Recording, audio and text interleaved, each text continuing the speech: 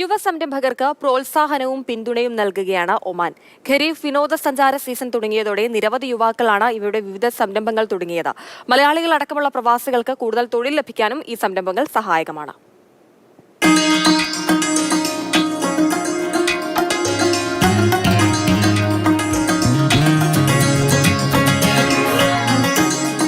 ഖരീഫ് ആഘോഷിക്കാനെത്തുന്ന വിനോദസഞ്ചാരികൾ ഒരിക്കലും വിട്ടുപോകാത്ത ഇടമാണ് ദോഫാറിലെ വാദി ദർബാത്ത്.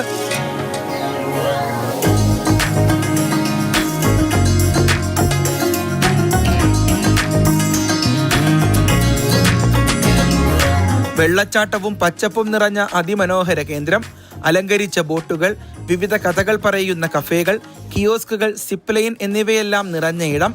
പരമ്പരാഗത കരകൗശല വസ്തുക്കളും മറ്റു വിനോദോപാധികളും വേറെയുമുണ്ട്. സ്വദേശികളായ യുവ സംരംഭകരാണ് ഇവയെല്ലാം സഞ്ചാരികൾക്കായി ഒരുക്കുന്നത്.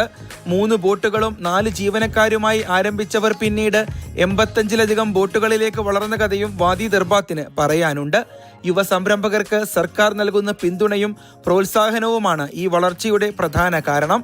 സ്വദേശി സംരംഭകർ ഇങ്ങനെ വളരുമ്പോൾ മലയാളികളടക്കമുള്ള പ്രവാസികൾക്ക് ജോലി സാധ്യതയും വർദ്ധിക്കുകയാണ്. നിരവധി പ്രവാസികൾ ഇന്നിവിടെ ജോലി ചെയ്യുന്നുണ്ട്.